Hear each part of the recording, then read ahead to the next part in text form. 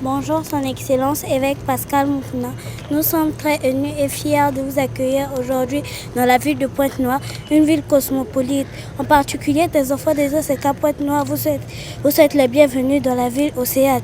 Heureux ceux qui vont se connecter à ce Fils céleste que tu nous amènes une fois de plus. Soyez les bienvenus, papa. Le Seigneur te bénisse abondamment. Pasteur Moulomo.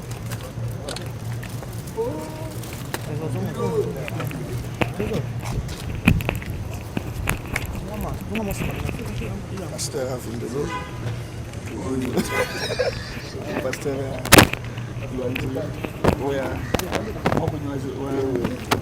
Pasteur Yamkumvu. Pasteur Yamkumba. Pasteur Kotoza.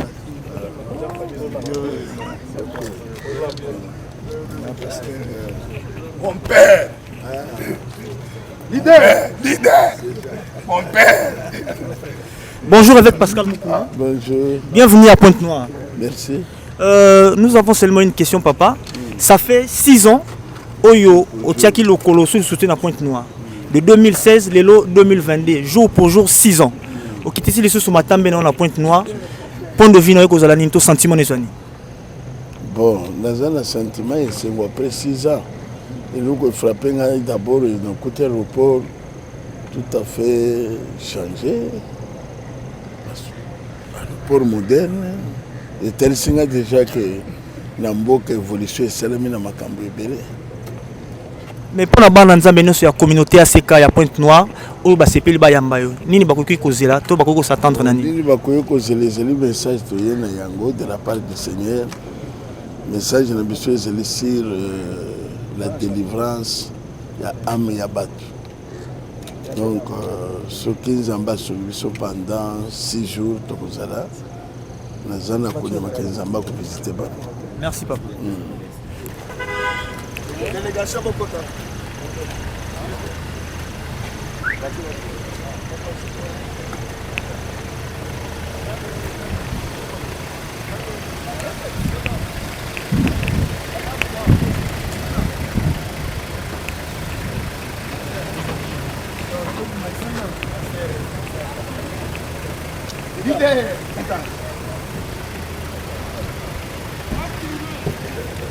Papa, buona giornata. Ok.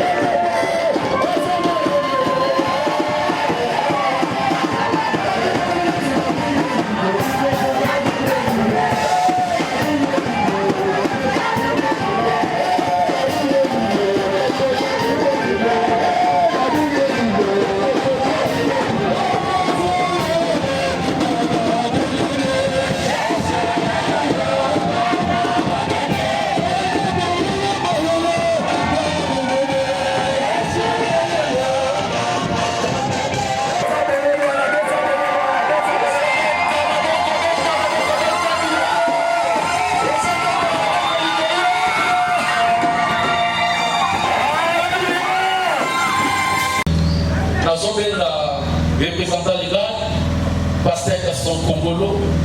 Yende nous présenté Bissou papa d'abord Balelo. Dans oiseau pour sa maison bec dans maman pour la ville bien.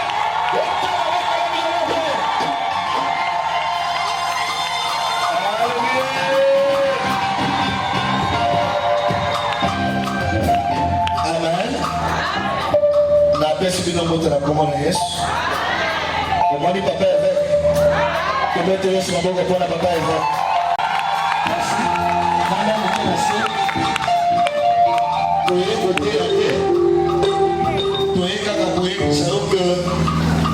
Vendredi, tu vas à la Seka centrale pour la Sainte-Sainte. Samedi, tu vas à la Kokolo Kupa. Et dimanche, tu vas à la Kokolo Kupa. Donc, papa a yé beaucoup pour la distribution. Première église au papa Koti. La Pointe Noire, depuis Tocho qui est à 17h fort. Presque 18h aéroport. Tu y es à Moko. La joie invitée papa avec Pascal Mokona. Tu y as mis un amaboko.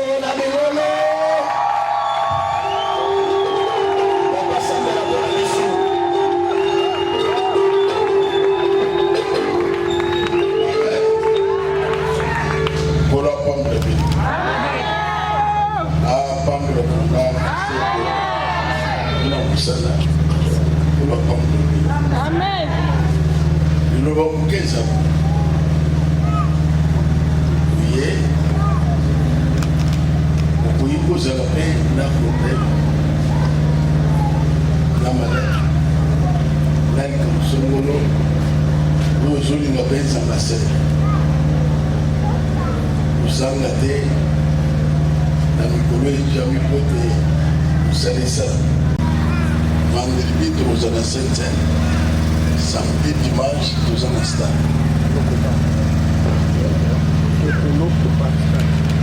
Okolo, nous avons nous avons connu belle aussi pour témoigner. Amen. Nous avons envoyé un bisou à visiter. Amen. Amen. Nous sommes Kolona biso, kolona ken. Maloba ya basena yobi makapamba. Musengna kana poko ezelia oyo kazoto lisama na malade. Lelo aya bageliso. Amen. Lelo beso songa lelo. Mukono moko ko satenge zana likamza basena. Amen. Oya zangu musala, beso musala. Oui, je suis venu pour le visiter et délivrer. Tout ce que séjour na biso na Pointe Noire. Mutu nyonso akangami akangola.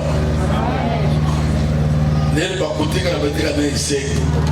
Na batemene jibile na kombo na Yesu. Amen.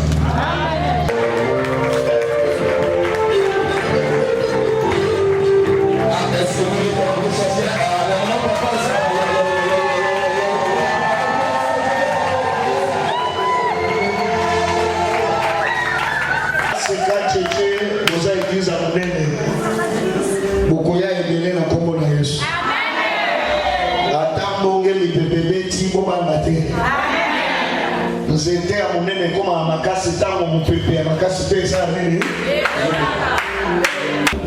lelo akote ya kia osa mbeka na bino ake lelo binde akote amen kono na biso kono na ken nazali kozoni sapana na yo na sele moko oye yake na maladi azomo na keleso oye yake abota kate abota oyo famille lobeka kubongote abonga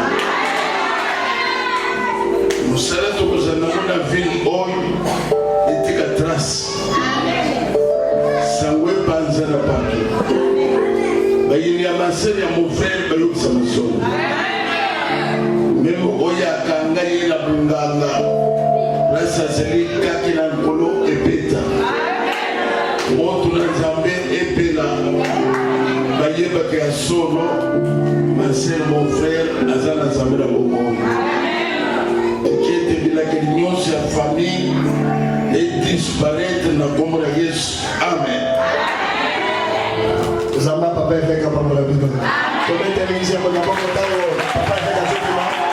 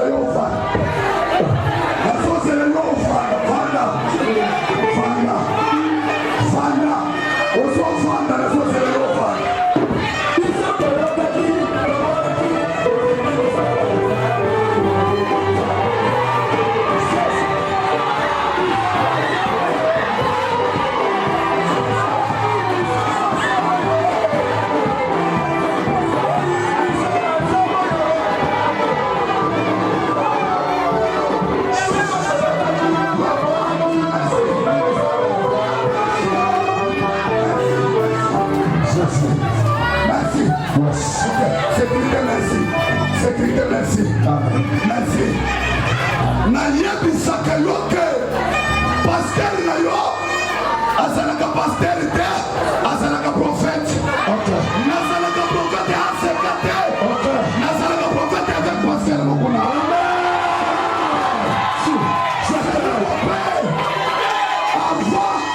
avant natelemisa papa avant natelemisa papa papa atamboli ye moko te papa ye na délégation papa atamboli na bato avant naisa pour le moment nana pouvoir te ya kotelemisa mon père ma avant natelemisa ye là nazolinga na présente bino etupo papa atamboli na bango quelques minutes nazomona na kwasi ya papa namoni na yoka namoni na kwasi ya papa poza na secrétaire numéro 1 ya communautaire ACK il s'appelle le pasteur Raymond Karoui.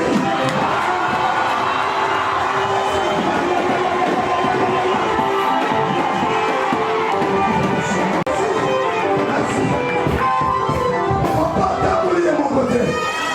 Papa atamboli mon côté. Atamboli pas. Na papa na biso pasteur Gédéon dans le place d'Arma.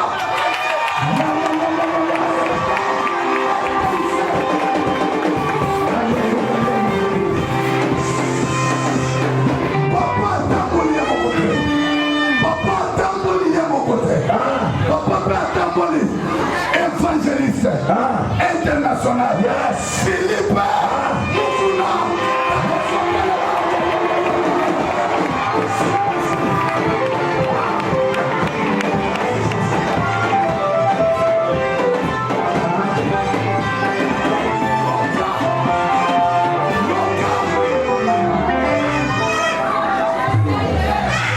Est-ce que pendant que tu commences à Nafakuna bana ya Pascal Mugula Bazawa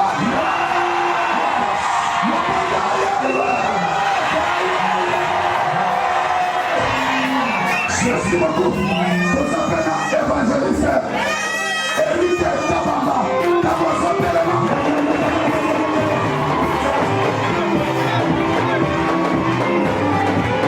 Merci beaucoup. Merci beaucoup.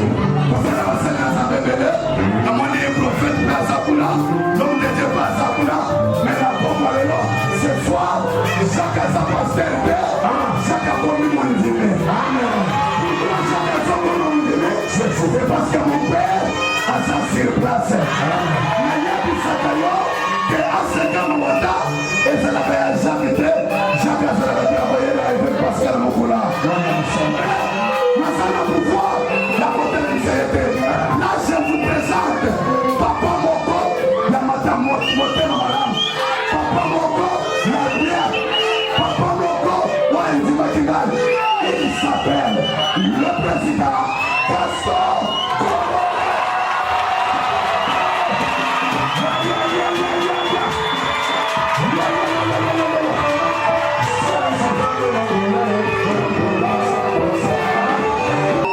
Est-ce que vous pouvez m'entendre?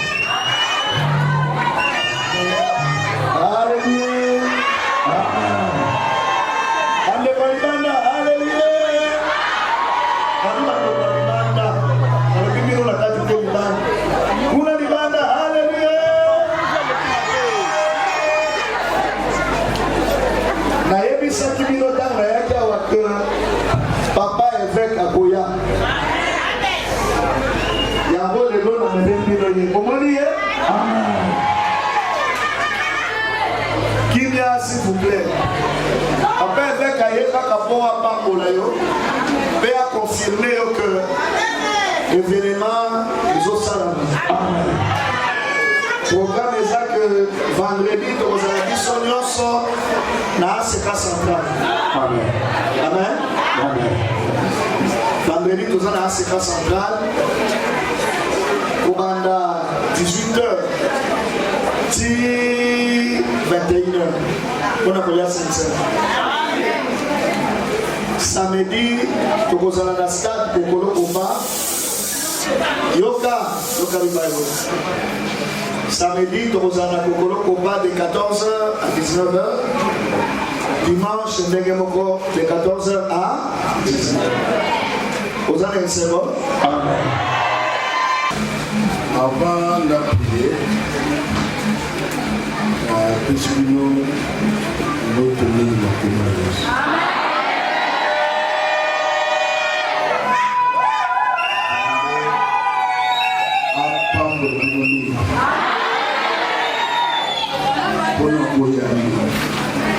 Yami Bagé, ça va prendre vraiment prophétique.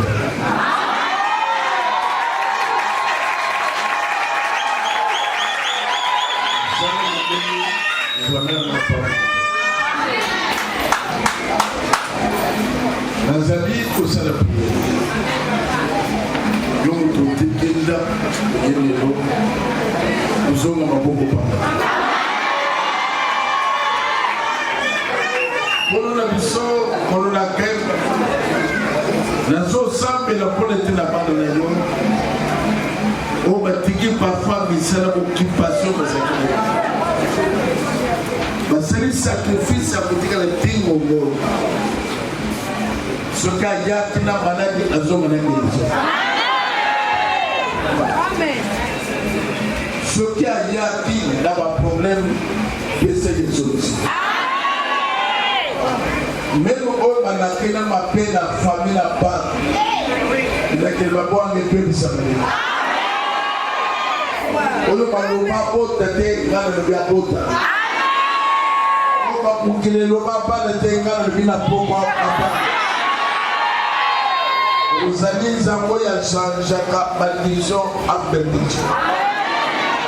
Changer la biscuit. Si je suis au salon, je vais visiter mon monde. Je vais vous zone, tout le monde va terminer la place. Je vais la communauté. Amen. Est-ce que vous pouvez présenter la copie?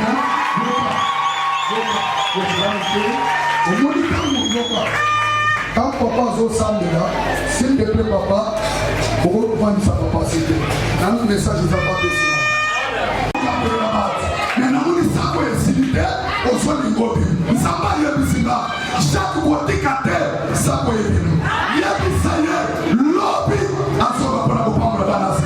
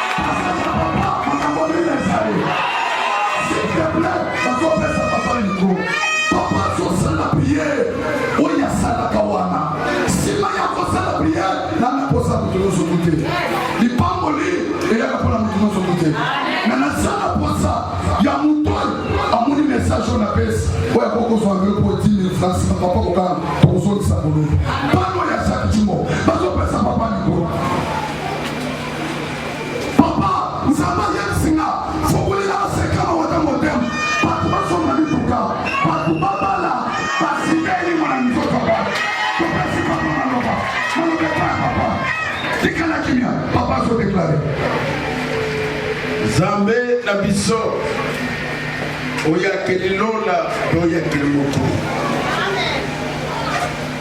na sena mukili otie basel na yi o baseli ko représenter Bible zone bakor ozeli ko accompagner maloba basel na yo par des signes et par des prodiges. Mukolo ya lelo eloko ebengami bombe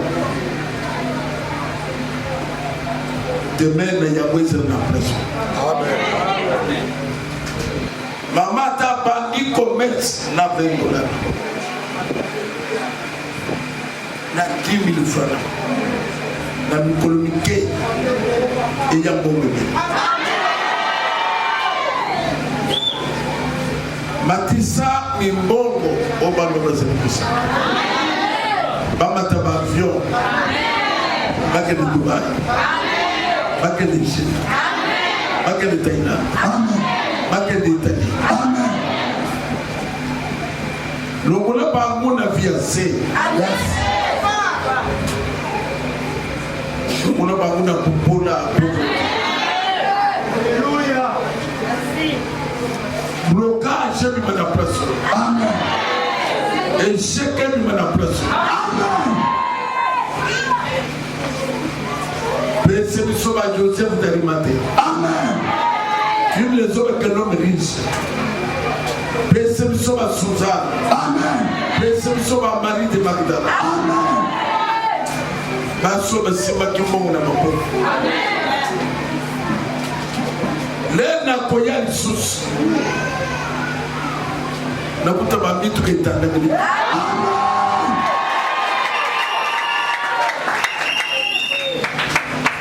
otombola mapoko etombwami ya bango nyonso etombwami le mapoko ya Moïse emataki likolo ezalaki sinya victoire. Mapoko esimba mbongo moto ya famille nano esimba sala bango mitu. Mapoko ya bango batomboli etonga bandaki. Mapoko esimba vola opesi bango ya pamba. Mapoko yesima mapoko amokuzumule.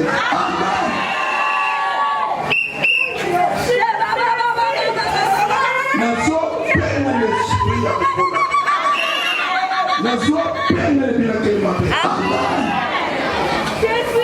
Mutu nyonso banokolika na place. Alléluia. Apostate que basima za na place. Et l'église va trouver. Pendant les noms, Jésus, malheureusement, ça va être le royaume.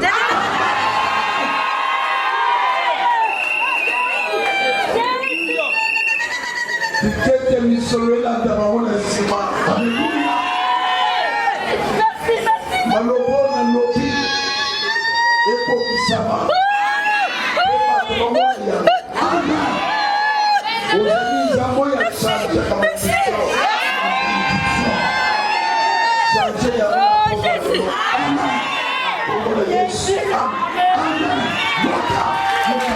Battez le bango. Il va sauver moi avec ma maison. Avec ma nature. Attends le quartier. Oui, il y a un peu de papier. Alléluia. Amen. Attends la famille va pouvoir qu'il y a pour faire. Amen. Nous faisons pour la malade, on doit assurer la date. Amen. Amen. On doit battre la savane.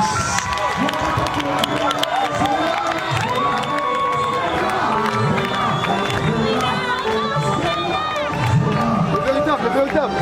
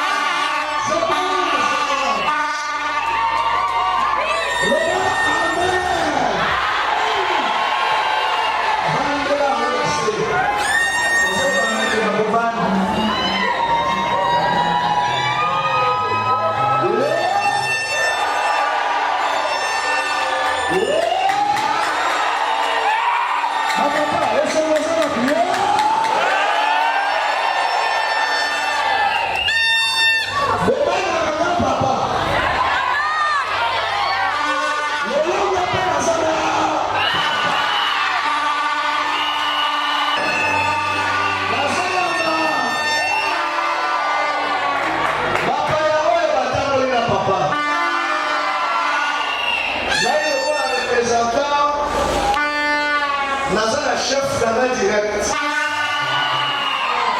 ye oyo ntango nazalaka na rapport napesaka ye soki ye mpe aza na information apesaka nga kombo na ye le révérend pasteur Raymond Kanoubi.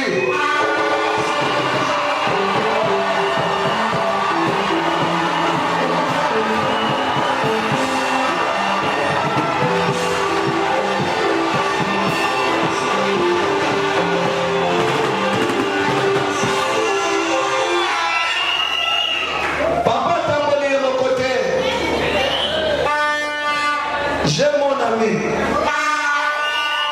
Nabeka Master, Moutulanga, un homme calme. Il s'appelle le pasteur Gédéon Mouichi.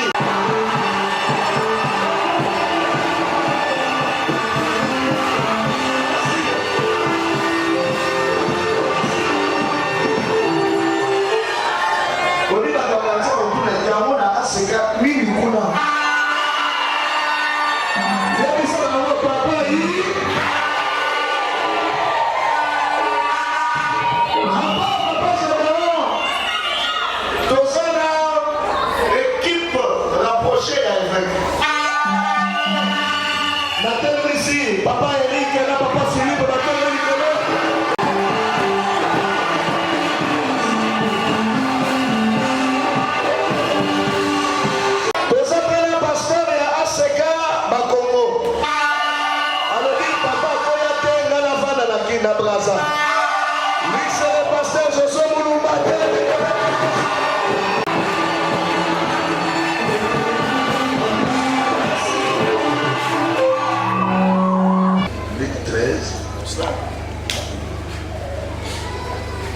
Luc 13, Locutar 10, Soukina 16.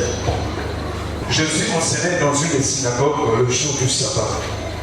Et voici, il avait là une femme possédée d'un esprit qui lui la rendait infirme depuis 18 ans. Elle était coupée et ne pouvait pas du tout se redresser. Lorsqu'il la vit, Jésus lui adressa la parole et lui dit: Femme, tu es délivrée de ton infirmité. Et il lui imposa les mains. À l'instant, elle se redressa et glorifia Dieu. Mais le chef de la synagogue, indigné de ce que Jésus avait opéré cette guérison un jour de sabbat, dit à la foule: il y a 6 jours pour travailler. Venez donc vous faire guérir ces jours-là et non pas le jour du sabbat. Hypocrite, lui répondit le Seigneur.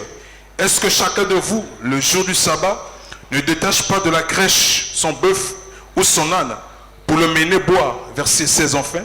Et cette femme, qui est une fille d'Abraham et que Satan tenait liée depuis 18 ans, ne fallait-il pas la délivrer de cette chaîne le jour du sabbat? Parole du Seigneur. Bien-aimé, Bien-aimé, j'aimerais que ce jour, cette semaine, ne manque pas aucun culte, ne me manque pas ce soir. Et quand ça le moment, Zamba a bon pour la délivrance. Ce sont les jours où le Seigneur a préparé pour ta délivrance, pour visiter ta vie, pour te consoler. pour te consoler. Et ça, on a la Bible. Il y a une personne dans la Bible. Maman, c'est à l'église chaque jour. Cette femme venait à l'église à chaque fois.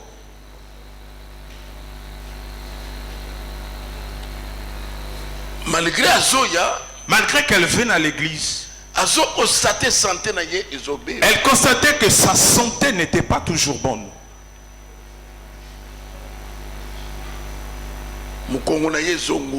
Son dos était courbé. Et en fin de compte, son dos était toujours courbé. L'étonnement, il y a tout le monde. Tout le monde était étonné. Comment est-ce que cette dame est devenue comme ça? Son Dieu est où? Alléluia. Pourquoi Pourquoi sa vie est juste comme ça? Les autres travaillent, les autres avancent, et lui, il est juste comme, elle est comme ça.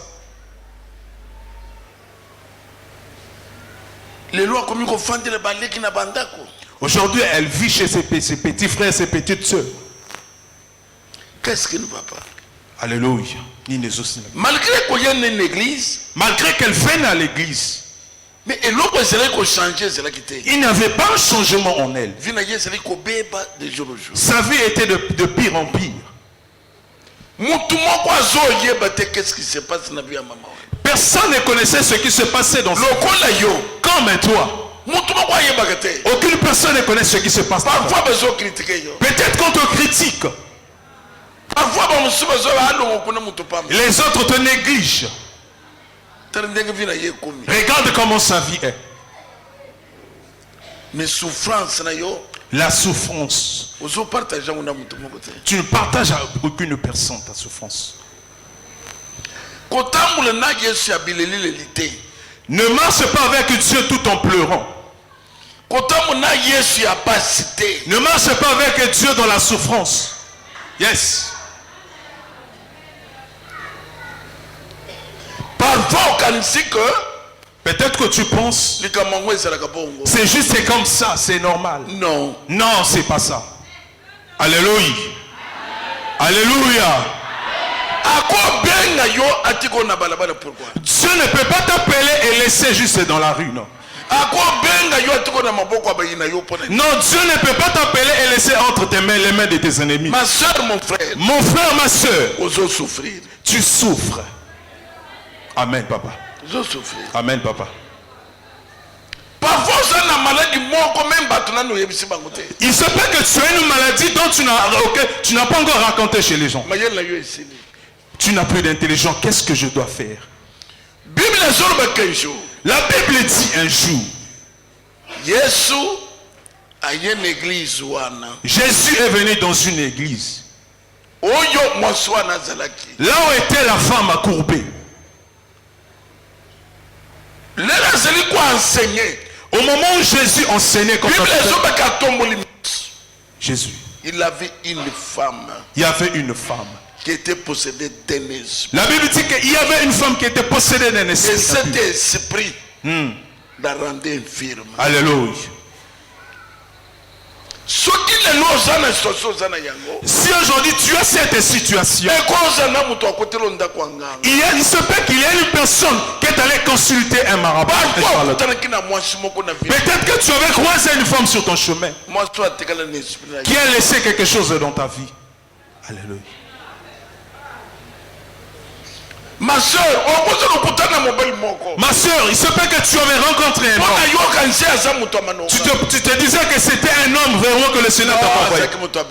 Non, que c'était quelqu'un que le diable avait envoyé dans ta vie. Alléluia. Quel est le résultat de ta vie? Cette personne a ravi tout ce que tu avais. Tel que tu marches, tu es vide, bidon vide.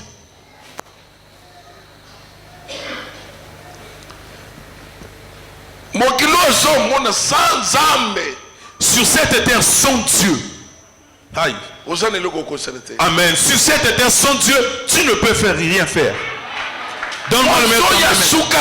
Alléluia. L'église était devenue une habitude. Il y a des personnes qui marchent sous la malédiction de la famille. Dans cette famille, il n'y a aucune personne. Dans cette famille, aucune personne n'est en bonne position. Aucune personne en bonne position. Aujourd'hui, tu es venu à Jésus. Comme cet changement. Pas de changement. C'est à travers ce travail. Amen. Amen. Tu seras guéri. Même si on dit que tu verras. Lui, en tant qu'un homme de Dieu, le patriarche, que Dieu a envoyé pour t'envoyer ce message. Il a dit que tu vas réussir au nom de Jésus. Dans le meilleur de ton amen. Jésus.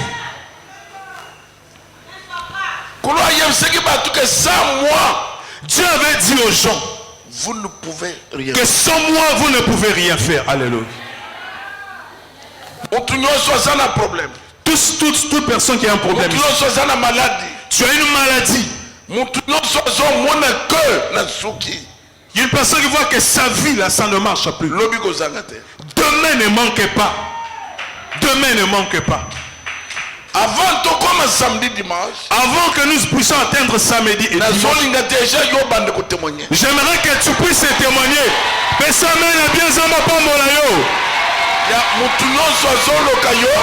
Toutes ces personnes, tous ceux qui se réunissent pour détruire ta vie.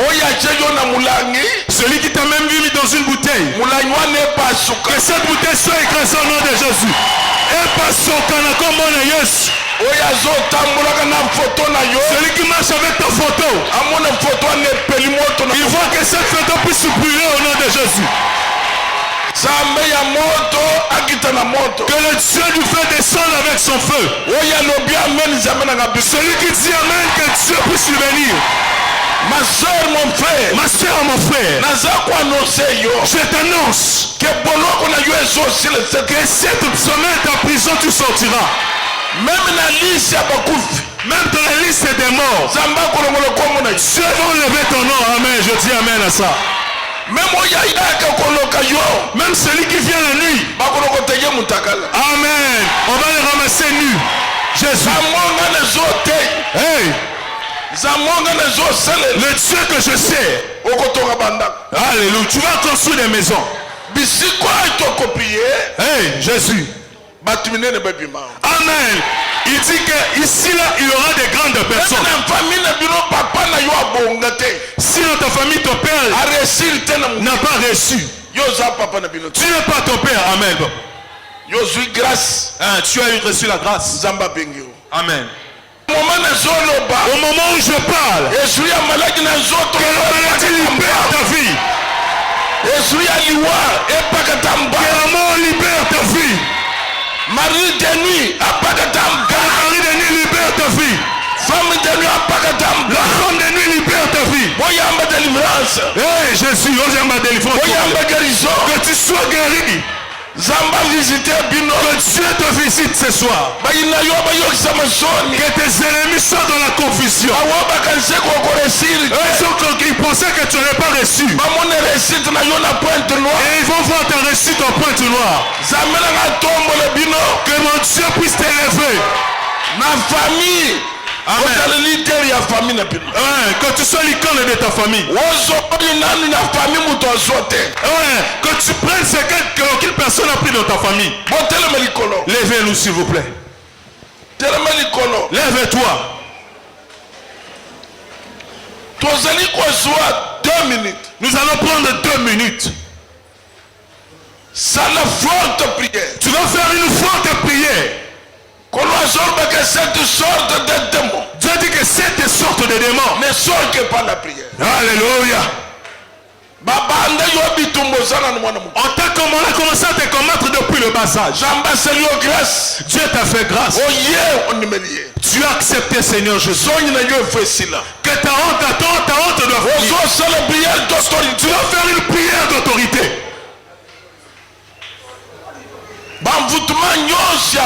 Les envoûtements de la famille. Hey, Jésus. Famille à papa. Que le côté paternel, côté maternel. Toutes les malédictions qui sont dans tes pieds, qui sont en train de te suivre. Que Dieu change ta vie. Tu vas faire une prière. Les esprits du diable qui sont dans ta famille. Hey. Vous n'êtes pas marié, pas d'enfant.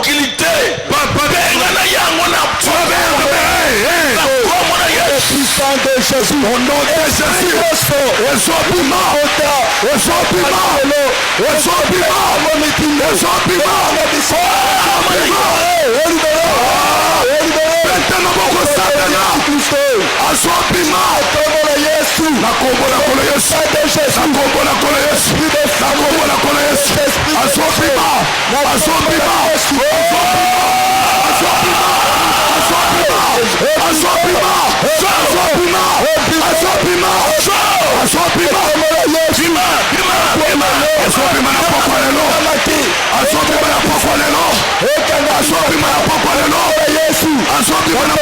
Azwa pima na poko lelo. Azwa pima na poko lelo. Azwa pima. Azwa pima. Azwa pima. Azwa pima. Le puissant de Jésus. Place aux amis, ma soeur. Tika lelo shele katana. Amen. Amen. Tika lelo zamba longi sayo. Que Dieu puisse te donner la victoire. Ceux qui croient que toi, c'est fini pour toi. Que puisse s'étonner de voir ta grandeur. Tu vas faire une prière. Là où il y a ta photo. Yes. Là où il y a tes cheveux. Les ongles. Ton habit. On avait pris ça.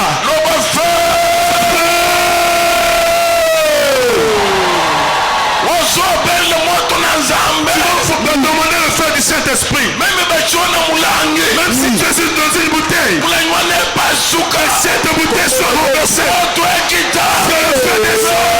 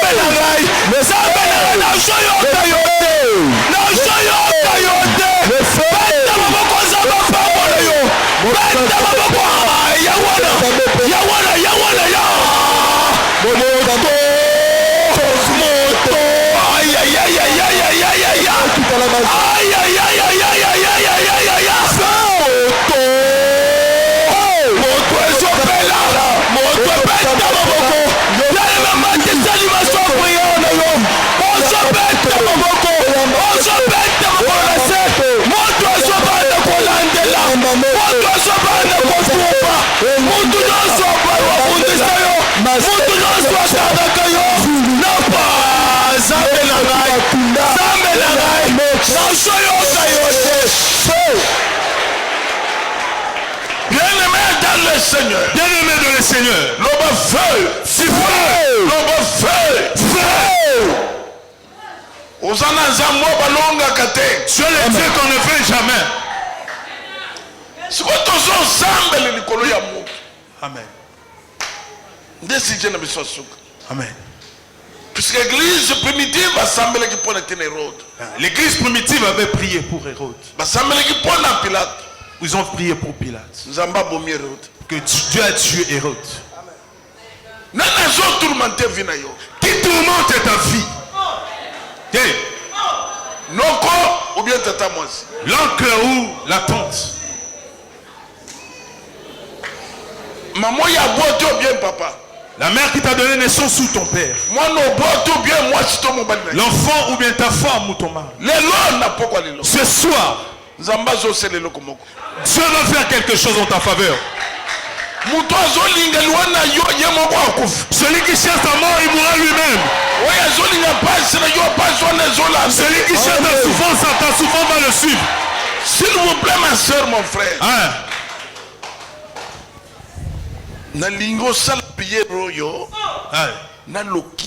J'aimerais que tu fasses une bonne prière. Que le Père de Dieu fasse son travail ce soir. Tu ne peux pas mourir entre les mains de tes ennemis. Tu ne peux pas être humilié dans cette terre. Hein?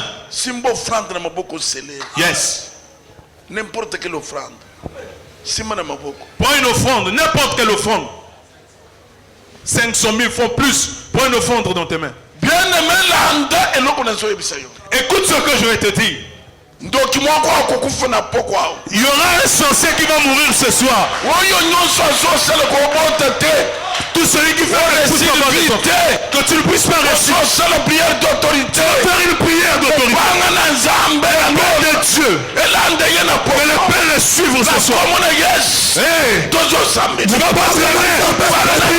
On fera la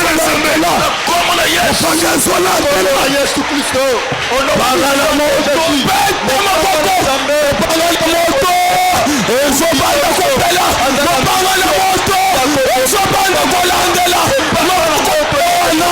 maboko na yo mabanga na moto na nzambe ebanda kolandela moto nyonso abundisaka yo moto nyonso alingaka teka bependa liboso linga bemataka yo okozela moto azambe na ngai mabanga na moto na nzambe ezopela ezolandela yanguna yanguna bazozika mabanga na moto na nzambe ebanda kokata moto nyonso abundisaka yo olalila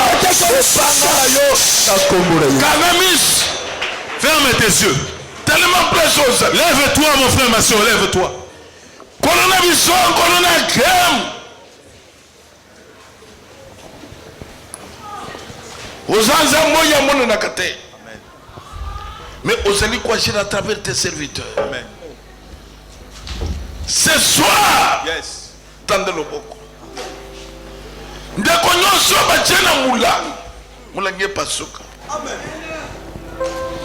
Oyo foto na yeba nganga bazotambula na yango.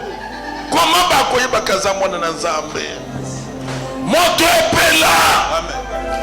Moto epela babika. Wanyonso tana maboko abandoki. Pokwa lelo akangolama. Mutu nyonso mukiloi. Oyazobeta tolo kakosukisa ye. Kolo mupanga na yolanda ye. Wanyonso azoluka liwa ya mwana na yo ye mwa kwa kufa. Amen. Amen. Oyazoluka pasi wana yolanda ye. Oh Seigneur, bomba ba oya yo. Lobi. Tolingi ba yana ba témoignage. Amen.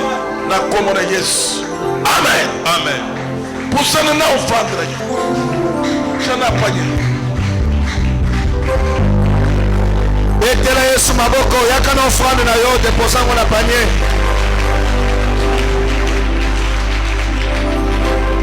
Yaka na offrande na yo deposango na panier vanda. Nayebisaki yo ke moto aye aningisaka monde ténèbre. Baluka baboma ye bakoka te. Banda Nzambe atombola ye ti lelo asaka ya komata. Sala Nzambe na ye confiance. Bonsoir maman. Bonsoir papa. Lelo, ça fait 6 ans. Avec Pascal Mukuna, à Kitarana Pointe Noire. Lelo, bomoni lisusu. Mais impression na yo. Comme on a mon communauté ACK, ko kitana kati ya Pointe Noire, précisément dans ACK. Et c'est mon ayo to impression des années. Lelo ka liboso na kumisi Nzambe parce que comme on a papa évêque ezali ponanga ezali au hasard te. Ezali grâce au bisoto zui. Parce que nanga na zana esengo mingi pona kutana na ye. Aza papa na biso aza pe koko na sepe na présence ne parce que et même linga di pamboli je ressens déjà ça. Aza papa moko malamu. Merci na ndenga yi awanza na esengo belé. Est-ce que aux on dit que présence n'est 4 mesika oyo, ba problème ne soit vie na yo solution. C'est d'abord la foi, j'ai la foi na zone di mango na motema moko parce que na yebi ba o ba leka na sima kona yeba to mama makoya te baza likolo. Donc je crois à cela. Mais pour la bande ko bazo lando na télévision sikoyo. Oyebisi bango nini. Pona mikolonio se fait kaza awa na Pointe Noire. Na bande ko o bazo landa ngai vraiment nazo benga bango bayaka. Boya ko vivre ngo en live. Exacte que non baba du image même te yemo ko ayi en présence to boyaka. Boya ko vivre grâce aux zakata papa oyo. Aza papa o nzamba tombo na kacha bokili. O ba démon ba tosa ye ba jouer bokili o ba tosiye. Do boyaka botika banda ko boyaka. Et ça di solo te message réel boyaka. Bonsoir maman. Bonsoir. Maman, Tolingi, Toye Baba impression na yo. Lelo, ça fait pratiquement 6 ans, jour pour jour, avec Pascal Mukuna, Oazali Mokolo communauté ACK, à Nyatarana Pointe Noire. Mais en 2022, il s'est décidé à Yako Pambolaba na Pointe Noire. Yo étant que maman est ACK, mais impression na yo zanim, Oyambi yangon nengeni, comment avec Pascal Mukuna na Pointe Noire. Papa, merci na ndengo pesinga parole. Na lobi papa, na ba moi kolobate na la kata la joie. Parce que papa et papa ayi, papa na biso ayi ko pesa biso, toyi ko yamba lo sako ba lo sako toyi ko yamba grâce. arrivé na ye moto na moto azwa grâce na ye si koke na ye biso tout oyo aki malade abika bo baki na chômeur bazwa misala bo baki kobota te babota bo bakobala te babala amen. Mais les deux mokolo liboso il y a makolo na Pointe Noire mais azat na une semaine mobimba a clôturer milulu au samedi na dimanche na stade ya bino awa na Pointe Noire bande ko bazola na télévision tala bango wana oyebisi bango nini na yebisi bango boye ebele samedi na kokolo kopa à partir à 14h boya ka pona bojo ba place parce que oya koya ka 16h 17h akomona na musika parce que papa iko sambela la nation papa iko sambela pona bana pont noir bato tout et la ba communauté tout et la catholique et la missioni et la kimbangis et la réveil ba assemblée nous tout papa ko sambela pona bango vraiment la joie et ali to sepeli papa na biso a wuti sasa akati Brazzaville a iti pont noir donc la kata la joie na kombo na Yesu amen. Non parce que présence ya papa évêque a commis même nga moko elekeli nga moko kutu ope kutu mbala liboso na moni na vie nanga yango na mona ke kana télé donc pas nanga na moni déjà c'est un miracle nani kutu na moni yango te mais j'ai déjà vécu ça na kati ya esprit donc motonio surtout à Pont Noir oh déjà zo quand même message yo ki cho papa évêque ayi yé moko na conscience baza oui ya li moto monene le ko la papa gaso zoloba oyo yé mota pa molaka ye donc maintenant il faut tata na ye ayi yé moko pa komi mwana donc papa na biso tout soyi donc yo moko soko monanité ou comment oko ye papa o doit solution makambo na yo oko djongo pe ka ipana yi comme toi na kati ya service ya comment le monde des esprits opère le ko la papa ye moko a bandi sujet na ye lo sambo pona ko bengana ba esprit ya mabe te kangama na biso to samela kana biso mais to mona loboka nzamiti mais ye moko ayisko na mission pona ko clôturer asili salika mwango ye moko pour moto to ko tatola ko témoigner bonene ya arrivé papa évêque bozongi na ye moment motonio soto ko kangoma vraiment na sengi moto tout oya ko yoka message ayoki papa évêque ayi akanga esprit et yali corps du Christ yali te poni bato aseka c'est tout le monde oyo to ali chrétien mokolango ya samedi na dimanche na stade kokolo kopa yo même oko lukacho o résister te mais au monana pendant au mona loboko nzambe yo moko ko témoigner ali ya sekate ali le corps de Christ ali pour mission ya Jésus-Christ donc na sengi présence ya bato tout bakoma ba mona loboko nzambe ko témoigner comment amen.